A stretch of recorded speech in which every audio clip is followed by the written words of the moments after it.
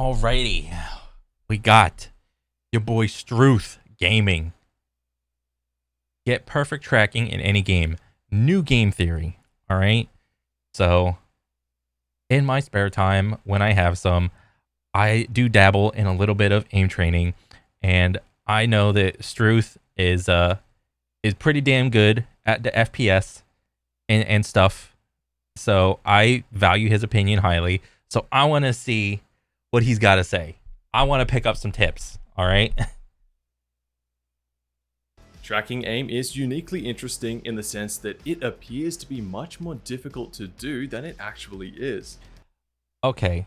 In this video, I will probably make many jokes about controllers as well. Okay. So just I'm foreboding, foreshadowing, foreboding, pre-warning, whatever. So yeah. So tracking on M&K is really tough.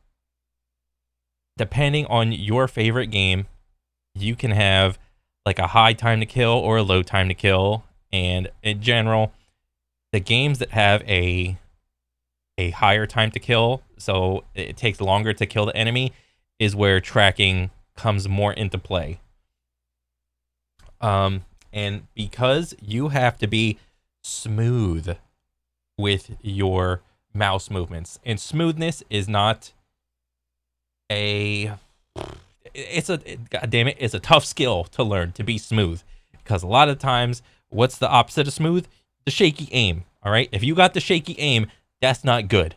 I don't care if you can't help it. Oh, I tried, I had some coaching, you can fix it. All right, shaky aim is not good. The average player is far more capable of great tracking than they may have ever realized. It's simply being inhibited by a few barriers that can be overcome throughout this video. And what's important about that observation is that I'm referring to aiming in game and not in aim trainers. Oh, you don't need to be an aim training god like Matt.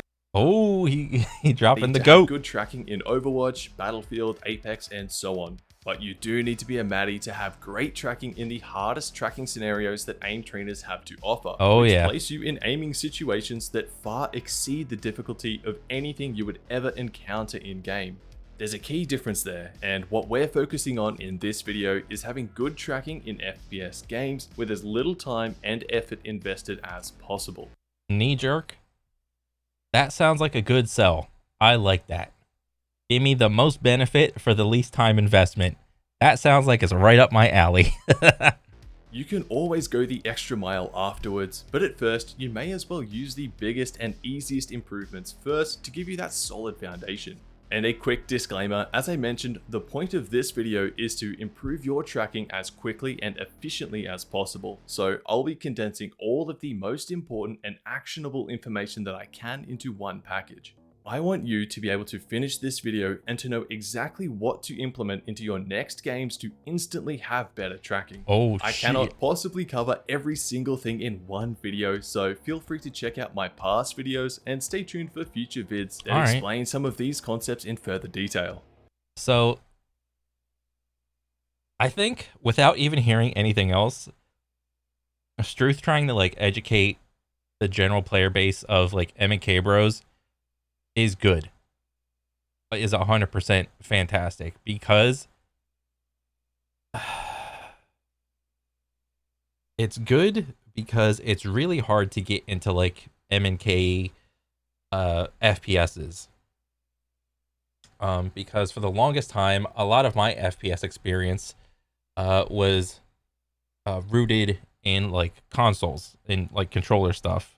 I thought I was like good, playing like in the old COD and Halo lobbies with a controller, and I had like my positive KD of like 1.3, 1.4 or whatever, and I thought I was like hot shit within my friend group. It's like, ooh, I just dropped a nuke or something like that, where it's like, okay, then you go out of the little baby pond and then into the ocean. It's like, oh wow, you realize, oh, you're actually not that great. And then I actually had to wake up to reality, get a real job, and then upon so doing, I had a little bit of extra money, and I decided to, hey, maybe maybe consoles aren't my thing anymore. Maybe I should start getting into PCs. I want to see what's the new hotness with PCs. So I did that, and then what was like the first FPS game I played? I think the first FPS game I played was like Modern Warfare 2019, and when I played it, I played it on M&K, and I thought I was hot shit yet again, only to realize that I suck ass. I wonder why.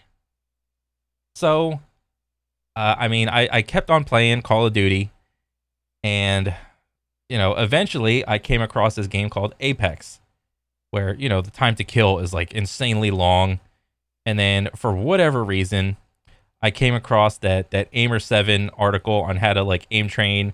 I was shown Kovacs and like the this whole aim train thing, and from then on I was just, I don't know, I was hooked. Okay, firstly, tracking is primarily about being able to move our crosshair at a consistent speed. Can we move it slowly at one speed? Can we move it quickly at one speed? And so on. This falls under the umbrella of smoothness, but it's not exactly the same thing, so I'll avoid that terminology so we can avoid any confusion. All right. So long as your crosshair is over the target, if it's moving at the same speed as the target, then you're Oh, he probably has like the cheat on. perfectly tracking them. The speed that you perceive them to be moving at comes down to your distance to the target, the direction they're moving, whether they're ADSing, crouching, and so on. All of these little variables will change how fast you need to move your crosshair, but the good news is that each encounter will mostly stick to one speed. If you can match that speed, you can track them. For example, with a mouse script that moves at a uniform speed, you can see it tracking this mid-ranged target. Oh, I thought he had like a controller, and that's why. But then if we move closer, it's no longer moving quickly enough, and if we move further away, now it's moving too quickly. I can change the speed of the script to suit each situation, and this is essentially what we need to be doing ourselves. We need to quickly determine how fast an enemy is moving and prepare ourselves to track at that particular speed. I should clarify that there can be some deviation in this perceived target speed. For example, if a target is running toward you, you barely have to move at all. But when they go past you, you suddenly have to aim very quickly before hardly needing to move once again. The vast majority of aiming encounters are barely impacted by this deviation in speed, so for the most part we can ignore it. What this means is that you should be approaching each fight with an idea of what hand and mouse movements are going to be needed. If you're about to track someone in the distance, you need to be ready for some very slow and deliberate movements. If a target jumps out in front of you, it's time to use larger movements. This isn't permission to panic and swipe your mouse around, by the way. Larger movements still need to be at a consistent speed and be controlled. Okay, so we know that I think that's my issue.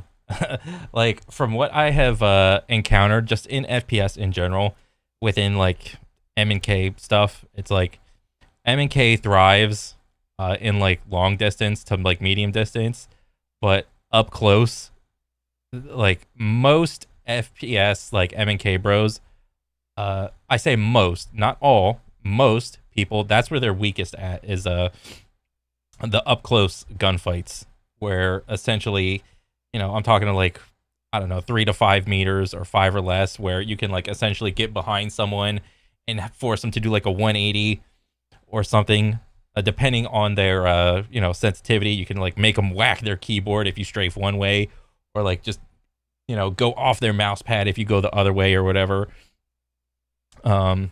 Yeah, that seems to be the weak point, is what I've seen.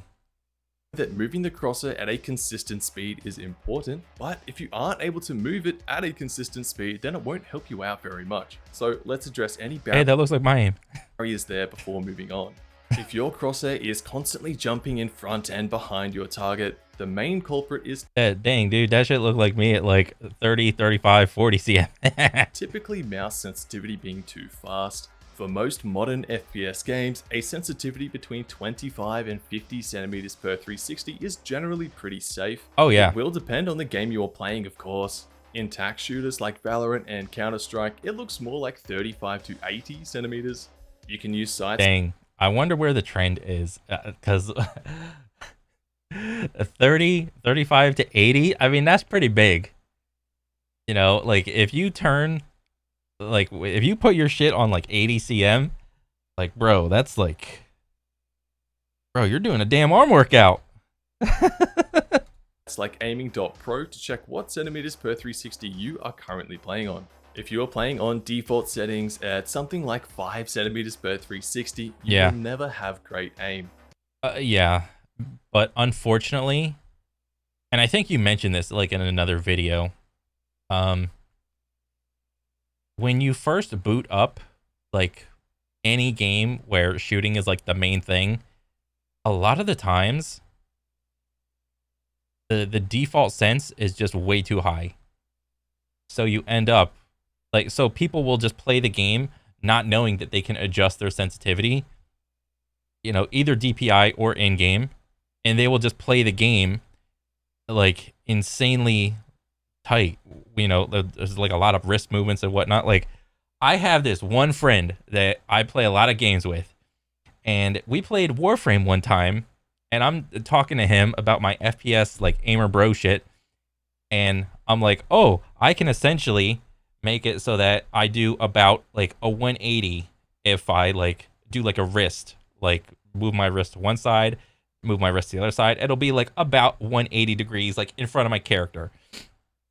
And then I asked my buddy, because he don't know what the fuck CMs per 360 is. I asked him to do that.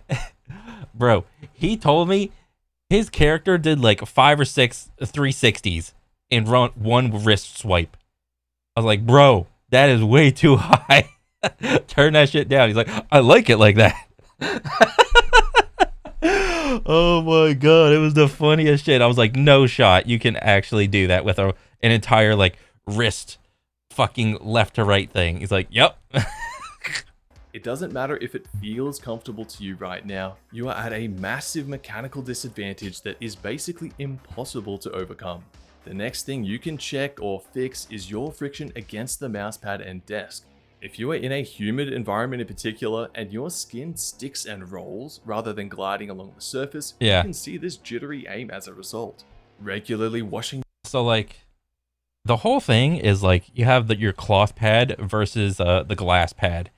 So like, I would say on a glass pad, it's almost mandatory to have like an arm sleeve or something like that.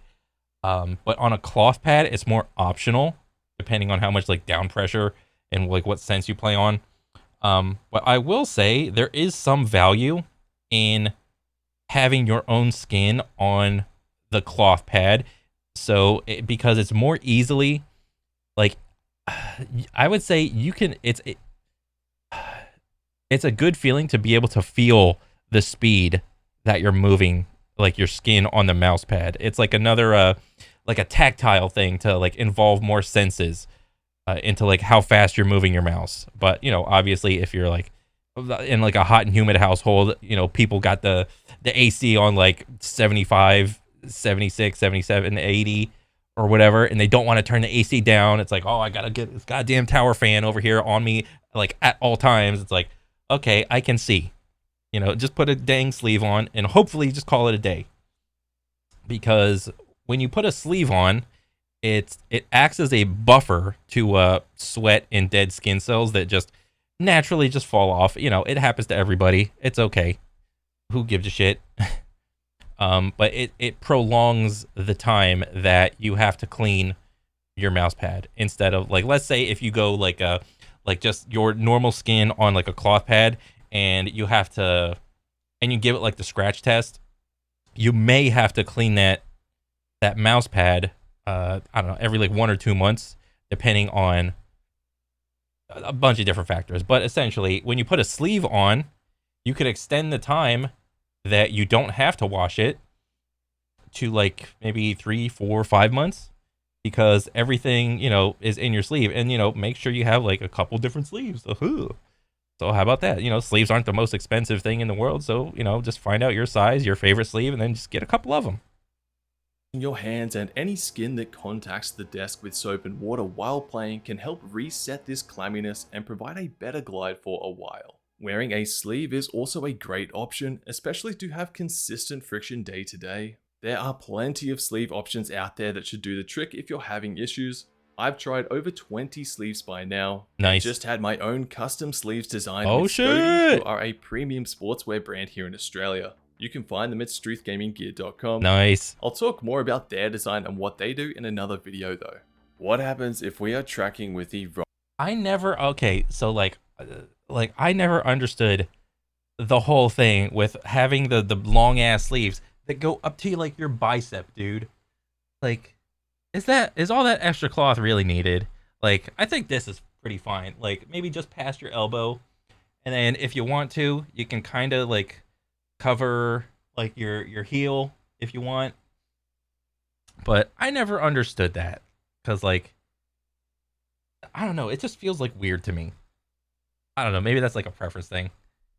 crosshair speed? Well, the big thing to avoid is overreactive aim. Say we're aiming too fast and move ahead, suddenly you flick back and aim way too slowly and need to flick forward again and so on. Unless you catastrophically misjudge the speed, you'll only ever need slight adjustments. To make this easier, really think about how your hand is moving at the time. Depending on whether you're too slow or too fast, gently dial up or dial back that hand speed. A small change goes a long way, so keep things gradual and controlled instead of overreactive and exaggerated. The final quick solution. Yes, that's one thing that I found out early on in my aim training is like what I saw happen on screen would look really cool and dynamic, and in my head I'm like, okay, they're gripping the shit out of their mouse and they're like whipping that shit left and right, but like over the course of time, yeah, that's actually not the case. Which leads into the whole conversation of like tension management. How much down pressure do you put on like just straight down into your mouse pad versus like how are you like gripping your mouse, how like what fingers are like gripping, and you're always battling with yourself and the mouse. Well, not the mouse, but like you're always battling like your own mental thing to like grip the mouse as tight as is minimally needed to move it at the correct speed. All right, depending on like the weight of your mouse, you're always trying to be or at least for me, I am always trying to be like use less tension but still maintain like the same speed, essentially. To this jittery aim comes down to reading movement and avoiding constantly triggering your reaction time tax. So on the subject of movement reading, just a real quick thing. Most of the time, what is this? Overwatch. Overwatch is like very nice in that you have like a little outline, so you can tell like what shape the character is, versus like a lot of other games where they introduce more visual clutter that obscure shape identification and target reading. Overwatch at least does a decent job to try to alleviate some of these issues with the red outline. So when you're reading like at least like a person target, like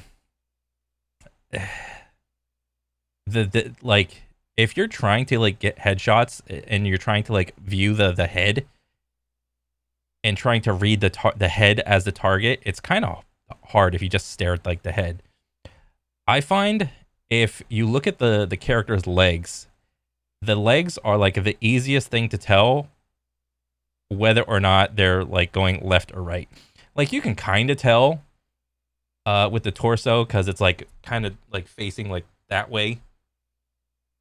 But that's just like Cassidy right here. He's got like a little one-hand gun, and a lot of other games, the both hands are like going to be on the rifle, and it'll be like from their hips down. So it's really easy to read which way the character is going based off of their legs. But in this case, it's kind of hard because you have things like visual clutter, aka muzzle flash from Soldier 76 gun. So you have a little dichotomy of difficulty in the game. Like, oh, if you're really good, you can see through the visual clutter. and so on and so forth. But you have to understand that like not everybody starts out at like the super great fantastic level. So a person could come in here and try to read the target, can't really read it because they can't really see it because there's like this big muzzle flash thing going on right here. So, and then they'll sit there and scratch their head and be like, oh, well, it's so hard to read the target. I can't see it. I wonder why. And because most people are not going to like VOD review their shit for the most part. This is something that I have realized just, you know, casually, well, not casually, but like, I only realize this because I'm like a really big FPS fan. You know, I just like it. So yeah, if you want to be able to like read the target, look at their legs. This is its own topic, so if your jitteriness hasn't been fixed yet, don't stress. Yeah, like look at this. Look at Apex ain't got no red outlines. What just happened? Look how clean this is. Avoiding constantly triggering. Honestly, this is like slowed down. Your reaction time. Okay, you look at the legs. His legs were going that way. Now his legs are going the other way. Attacks. This is its own topic, so if your jitteriness. Look at this. What is this? A lightning bolt? I didn't even. Did he just like level up in Evo? Is that what this is? What is the lightning bolt doing here? What? Oh, it's what is this? The Havoc? Okay. Did the lightning bolt come from the Havoc? I honestly, bro, like I have like 3,000 hours in Apex, and I had no idea that there was like this like lightning bolt here ever. Like, what the hell is going on here? And I think this is a target. This hasn't been. Yeah, that was a target. But on like understandably, this isn't like slowed down at all, and it's just really hard to read. So yeah. Been fixed yet? Don't. And look at what happens. I mean, you got a big old leaf right there, but like, let me go back. Like, what's the go back a frame button? Like, look at all this. What is happening? Look at the visual clutter in this game, dude. How are you supposed to read anything? Like, like you hit the target lights up like a Christmas tree. Don't stress. The next chapter will cover this bit in more detail. To tie this concept of consistent speed and smoothness together, it's time to dive into the most important skill. But this is like a whole nother critique.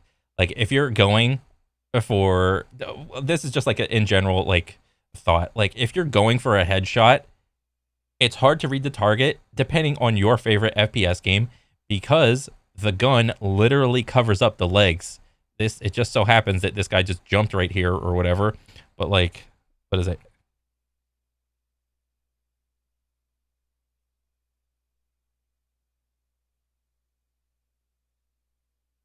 Okay. Important skill required. Yep.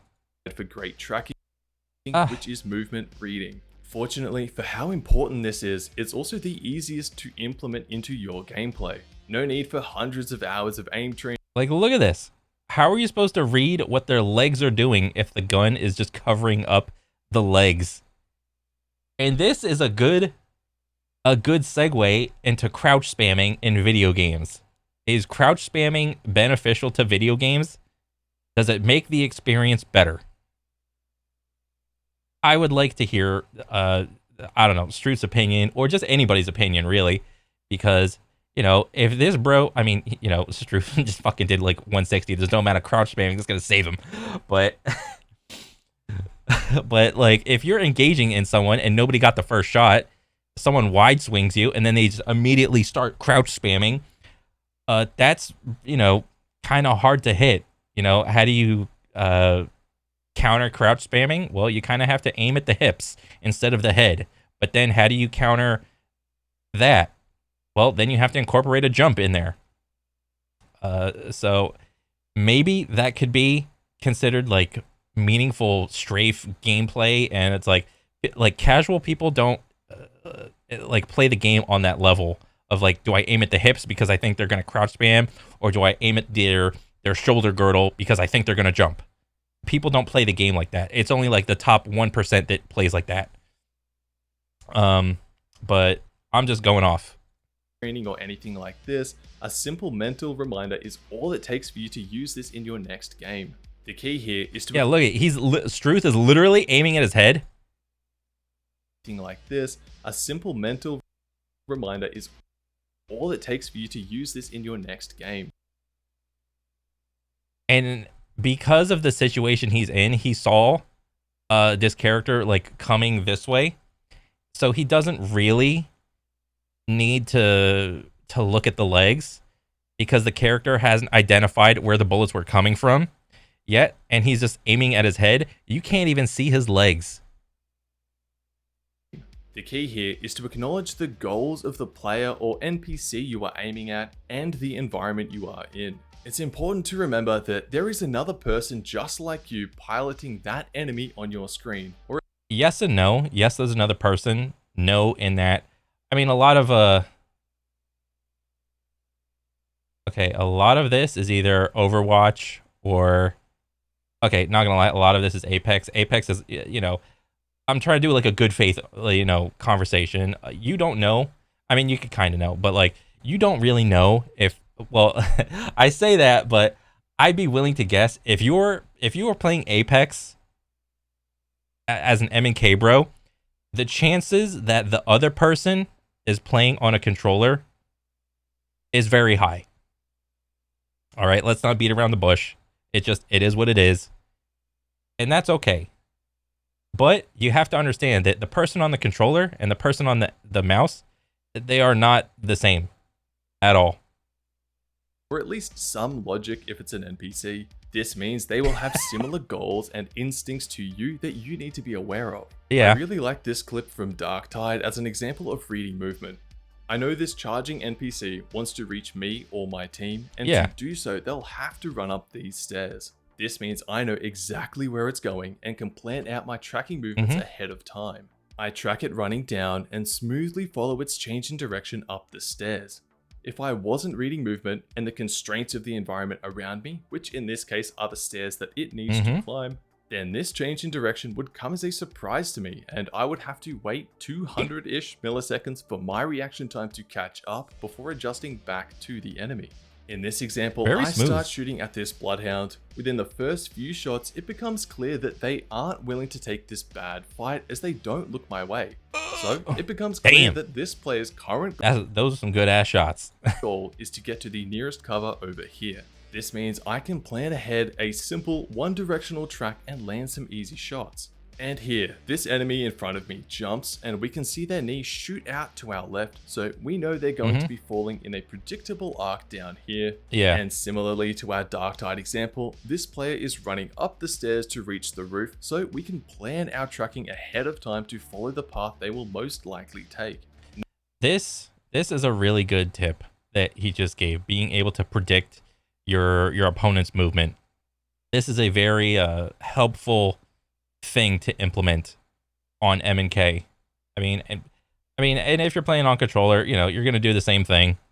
Knowing where an enemy is moving makes tracking significantly easier to do. I think a problem many players run into with tracking and aiming in general is overestimating the evasiveness and randomness of enemies on their screen. They treat these enemies as if they can move in impossible ways and have overreactive I like, is this the game or did you just animate this in there? Like, ooh. and chaotic looking aim as a result. Their brain is constantly paying the reaction time tax and playing catch up to every little movement and action. It's a weird way to think about it, but you can essentially consider that everything you are seeing in-game is 200-ish milliseconds in the past. This is another really good little tip he just gave. For the most part, most games and characters will not move in crazy, wonky ways. But a lot of the times, you just have to simply like realize that the more you play a game, the more you will be accustomed to how characters will move and whatnot. So it's just a matter of putting in the time and effort to like learn the possibility of movement that most characters have and adapting to it. Or I could just say the blanket statement of, hey, just slow down. When you're playing FPS games that inherently require precise inputs, this delay can be very punishing if you're in a constant cycle of reacting to what's happening on screen. This is why predicting movement and planning aiming movements in advance is so important. With the correct read, you can circumvent the reaction time tax, plan aiming movements that may span seconds rather than milliseconds, and ultimately aim at your enemies in real time. To hammer this point home, I have two examples from aim training that reflect this principle very clearly. First, in a Kovac scenario like Smoothness Training 60, the target follows a predetermined path. Knowing exactly where the target is moving means you can predict and lock in your mouse movements for very easy tracking and even have perfect accuracy through the changes in direction. But if I jump into mid-range strafe's invincible, I can still track it during the strafe, but every change in direction incurs a reaction time tax that I cannot avoid. The strafe intervals are random, so I can't reliably predict them. Even though both examples have easy to track targets that change directions, the one with predictable movement is much easier to aim at than the one with random movement. And the second example is with scenarios like 1 wall 6 targets TE. To score highly in these scenarios, you need to employ a skill called routing, which is essentially planning your path and subsequently your mouse movements ahead of time. When played poorly, the player is often in a cycle of reacting after every shot. You hit a target, choose the next target, shoot it, choose the next target, shoot it, and so on. But each time you choose a new target, you're incurring that reaction time tax. Whereas if you plan your shots ahead of time, you can instantly... I think Struth just made this video to flex his Kovac scores. move on, saving 200-ish milliseconds in reaction time, and even more by optimizing mouse movements instead of constantly stopping and starting. There is more to routing than that for scoring purposes, but for the principle of movement reading and the importance of planning mouse movements ahead of time, this was the important part to cover. Okay, so how do you actually read movement? Almost all of this skill comes immediately from focusing on your target, not just looking at it. There is a big difference. I have a video all about it linked below if you are unfamiliar with it. The quick version is that you can look at this fan and the blades spin around in a blur, but if you focus on a single blade, it comes into focus and you can track it spinning around. That shift in perspective is the difference between looking and focusing. By focusing on your target, you absorb their visual cues, how fast they're moving, what direction they're moving, where they're looking. Their leg just pointed in a different direction, so they're changing. And notice what he said, their legs. He's like, talking about their legs. Look at the legs. What are the legs doing? Did this dude just jump up? Well, he's probably not going to be able to go anywhere from like the peak of the jump down. So that's a good little time to have like to put like 100+ damage in him on his way down. Direction and so on. The rest of the skill comes down to game sense and consideration of the surrounding environment and enemy goals. If you shoot an enemy that's in the open, they're likely going to beeline for the nearest cover, so you can plan your aiming movements accordingly. If you're fighting an enemy in a tight corridor and they're AD strafing, you know they can't strafe further than the wall, so you can predictively track them accordingly. If an enemy jumps, you know they're mostly locked into a certain trajectory. If they jump off a building or use a zipline, jump pad, and so on, the same applies. You can almost imagine this predictive line forming whenever you see an enemy, and all you need to do is paint over it with your mouse. This can be trickier to learn as it's more of a conceptual understanding and doesn't always follow strict rules. But I honestly think the majority of players are much better at this than they would think. They simply need to remember to consider it. For me, when I'm about to track someone, I quickly assess their distance and speed, acknowledge the environment and how it may influence the fight, and prepare the right mouse movements.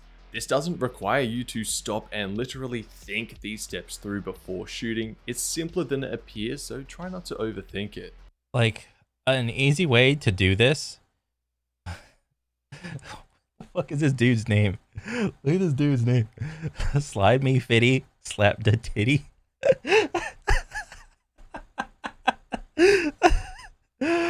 Okay, so essentially what I was gonna say is an easy way to figure this out is like if the opponent, if the bad guy is like, I don't know, about 40 or 50 meters out, just say to yourself in your head, slow, as in move your mouse slow, depending on if you like mirror or anti-mirror or whatever.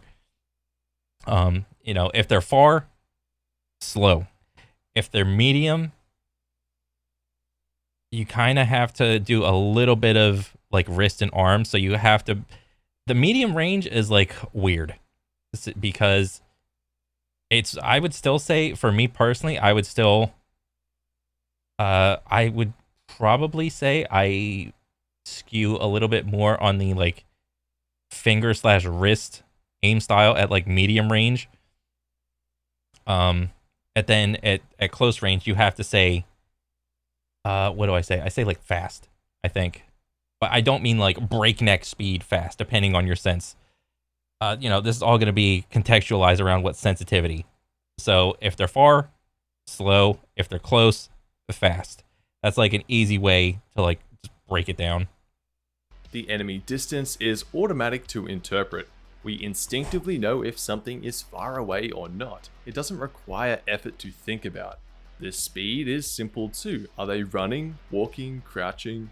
Environment can be a little trickier but still very manageable. All you're really looking for is what cover is around them. That can be a rock in a field or the walls inside a building. The trick is to acknowledge these variables and plan accordingly, rather than autopiloting. The better you get at aiming and playing FPS games in general, the more automatic this becomes. Movement is a massive topic, so I'll just cover the essentials for tracking. Our own movement is almost like having another mouse plugged in that we're aiming with. It's another way for us to move our crosshair around. We just have to make sure it's helping us to aim and not throwing us off. If you have played on a fast sensitivity before, you may have noticed that you often use your movement to make small crosshair adjustments rather than the mouse. The way of the strafe aim.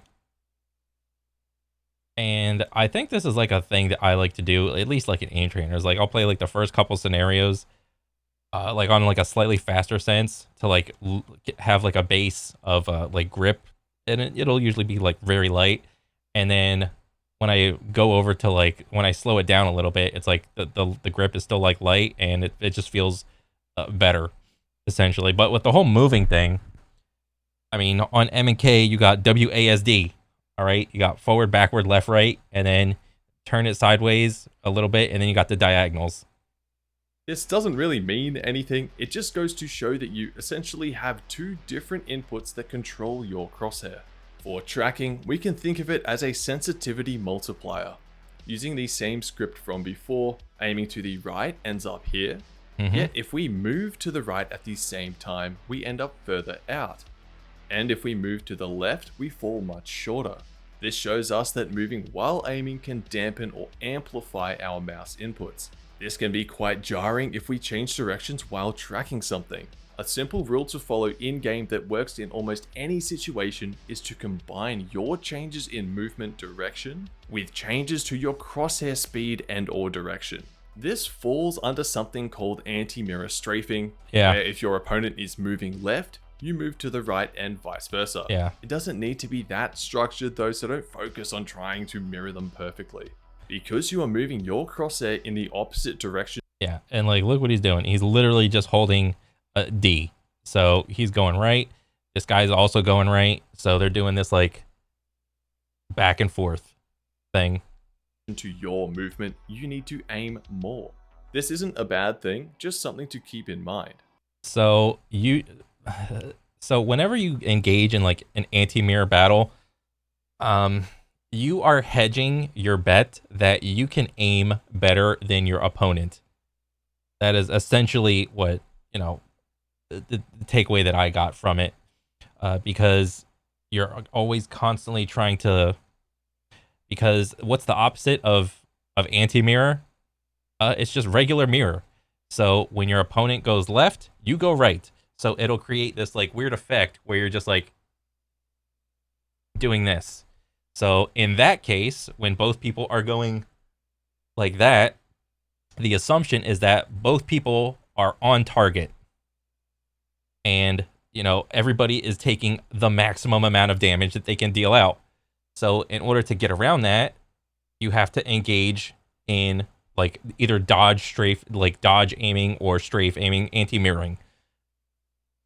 Modern games like Apex Legends and the Finals use a mechanic called recoil smoothing, where Yeah. if your crosshair is moving faster than a certain threshold, your recoil is greatly reduced. Anti-mirror strafing helps to engage this mechanic more often, which is another good reason for using it.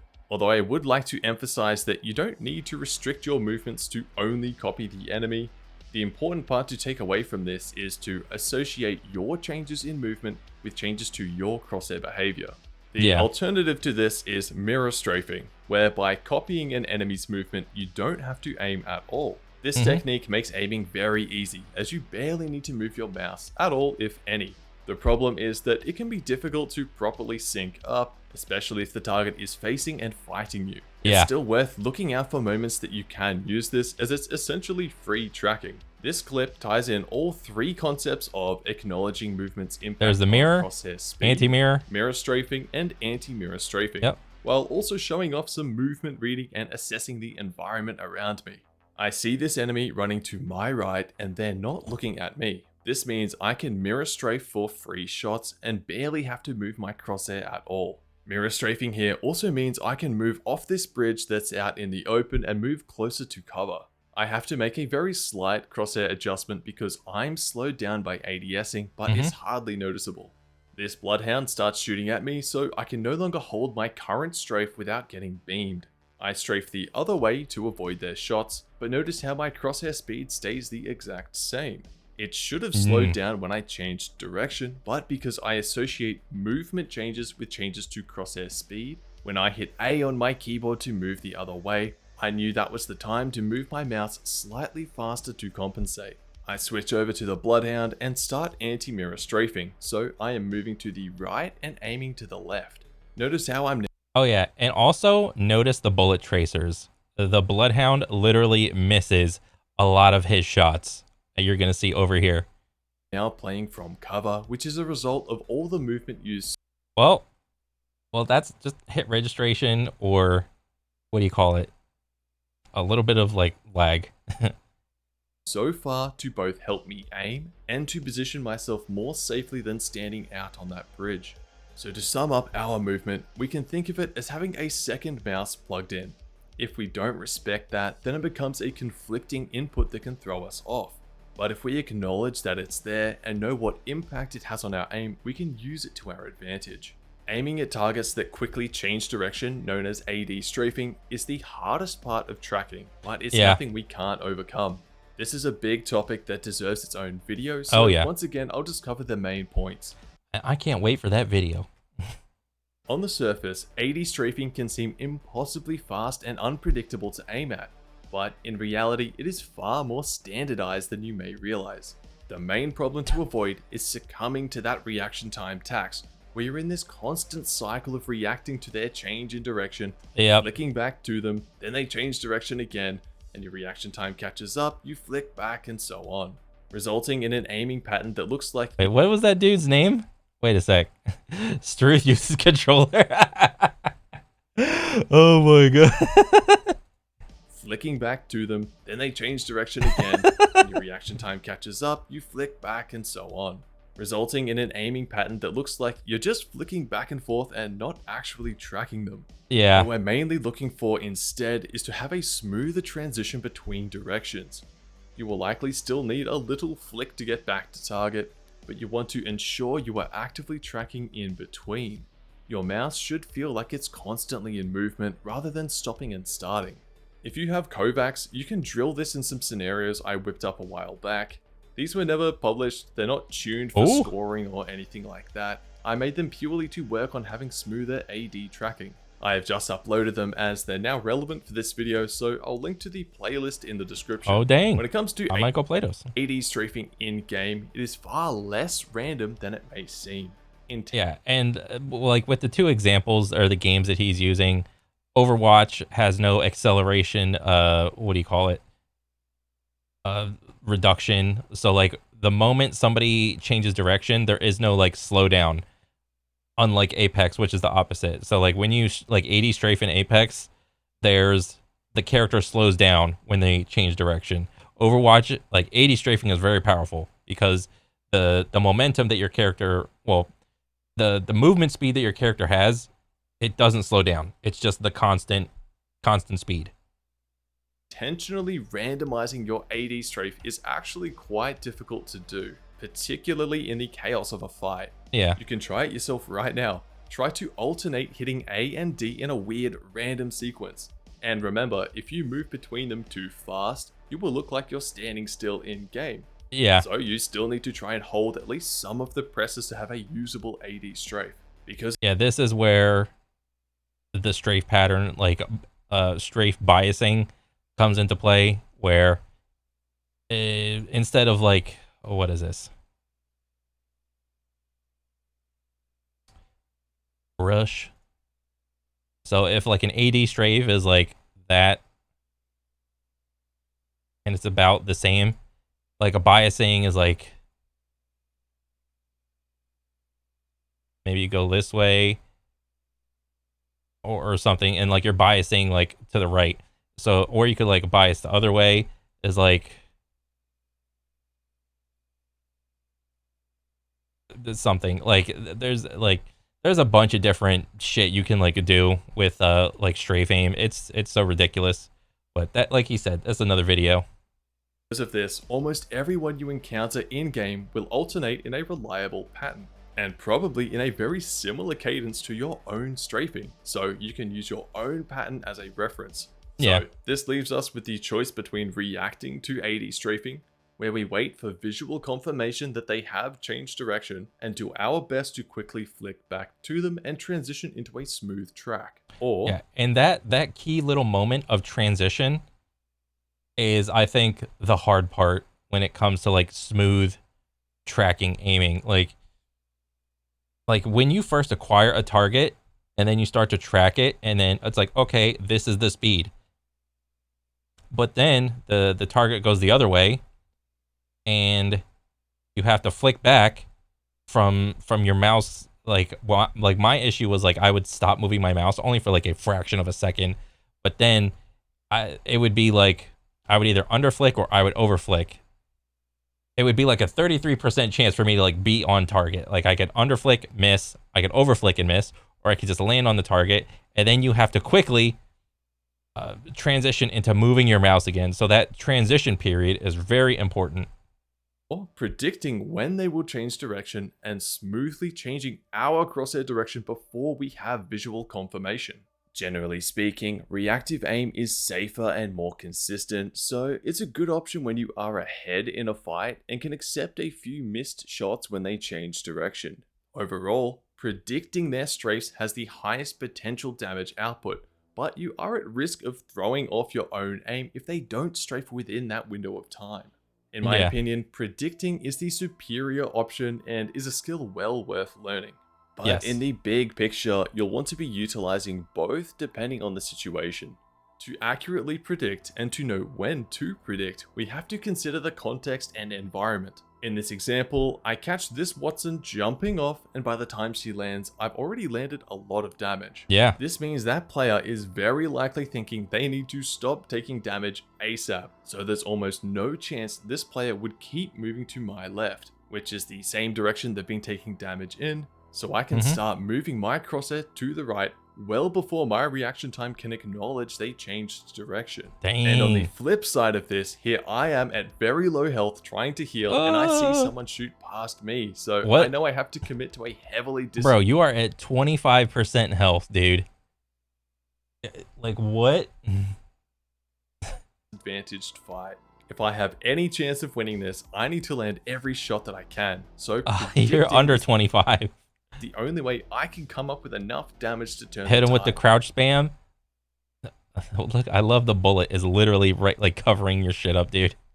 Sure, they should have killed me, and if I played purely reactively, they almost certainly would have had enough time to land that final hit. I actually had no idea the alternator like shot out bullets like that. I never paid attention to it. To sum up tracking AD strafing targets, you can think of it like you're aiming at yourself. Just imagine that player in front of you is actually you, and not some unpredictable random being. In their situation, what would you do?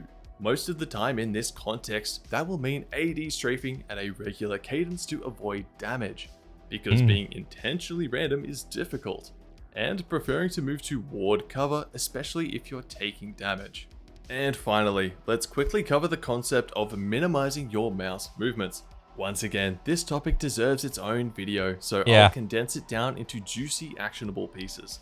Your targets are bound by the rules and mechanics of that game. They aren't going to zip around your screen randomly, so your crosshair and mouse also should not be zipping around all over the place.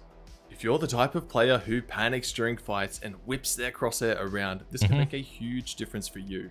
The concept is very simple, and it all comes down to aiming less, whether a target is far Just move your mouse less.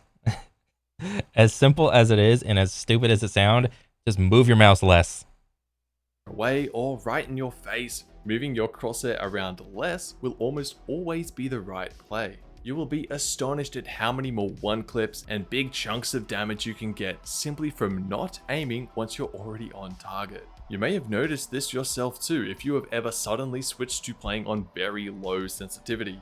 Your aim in general might suck or feel restricted, but you may notice these random one clips that occur, primarily because if your crosshair is on target, it's hard to move it away from it. Yeah. To get in the zone and reduce wasted crosshair movement, something I like to do is focus on my crosshair placement, ensuring it's at chest or head height, pointed toward where enemies are most likely to be, and also moving it around smoothly rather than flicking to different points of interest.